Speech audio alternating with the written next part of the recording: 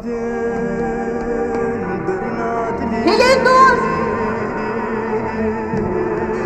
Pelin dur! Pelin! Pelin! Pelin! Derde dilan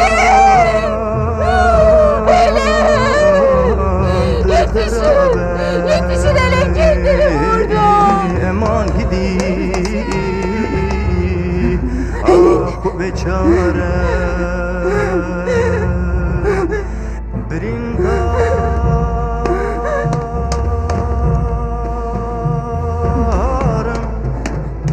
Pelin kendini vurmuştur, vurmuştur.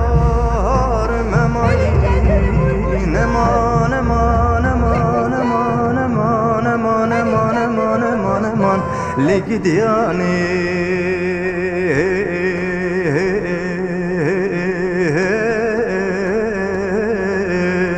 Luan çola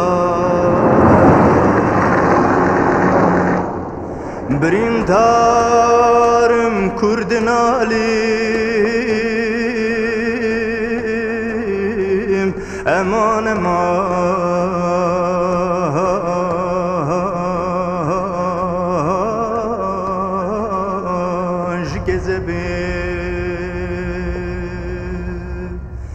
Deherin doktor ekibini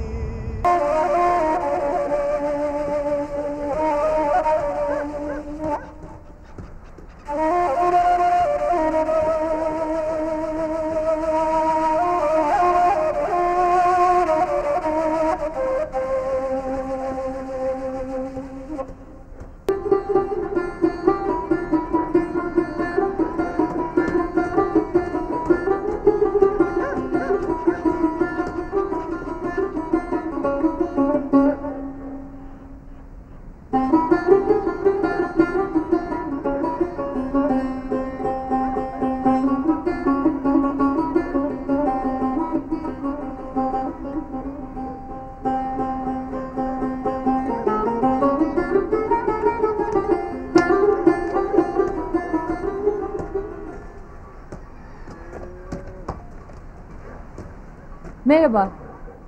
Hacı Ali'nin evi burası mı? He, burasıdır. Kimsin sen? Ben yeni öğretmenim. Adım Yıldız. Yeni öğretmen mi? Öğretmen okuldur. Öğretmen ışıktır. Öğretmen güneştir. Hem adım Yıldız değilsin. Hani ışığın? Bir bak, Hacı Ali'nin kapısına köçek vuruldu. Ayağın uğur getirmemiştir.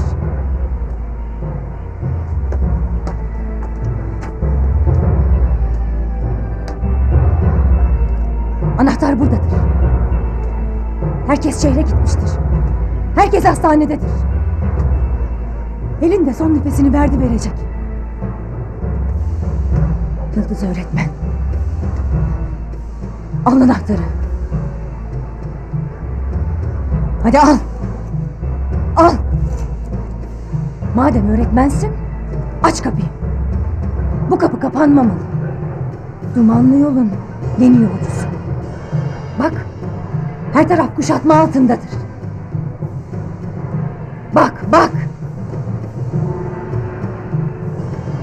Her tarafta asker vardır. Azad'ı arayın. Ama ben bileyim. Azad'ın hiçbir suçu yoktur. Azad'ım suçsuzdur. Dumanlı yolun yeni yolcusu. Hadi aç kapıyı. Aç. Kapanmamalı bu kapı.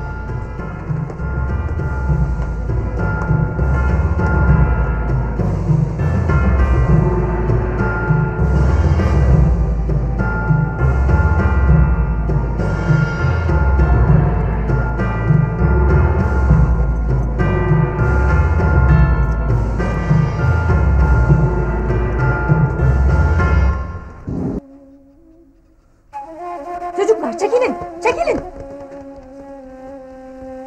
Alo, özel araştırma mı? Gene mi yanlış oldu? Ver şimdi ver. Al kızım al. Sen al. Aha burada. Al kızım. Telefon aç çabuk.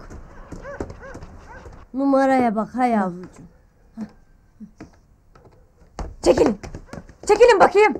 Çekilin. Yeni öğretmen. Telefon edecek Merhaba, öğretmen ben yeni Yıldız. öğretmen. Çabuk Yıldız Beceremem. öğretmen. Telefon Allah, aç. aha, bu Allah da numara razı kızım, olsun. ha. Hadi ara bak. Hadi. Hadi çabuk. Çekilin bakayım. Çekilin. Hastanenin numarası. Ha.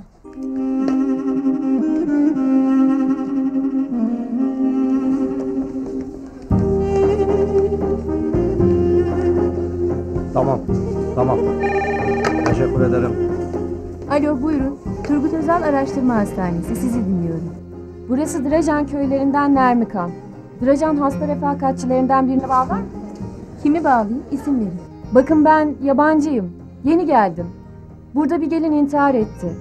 Kendini vurmuş. Oradaki yaralıların akrabası. Lütfen yardım edin. Bir dakika hanımefendi. Galiba buradaki yaralılara bir yaralı daha eklendi.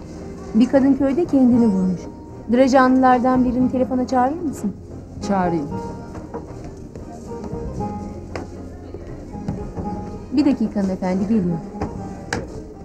Bakar mısınız? Telefonda acil bir durum var. Tamam. Allah Allah. Ne oldu acaba?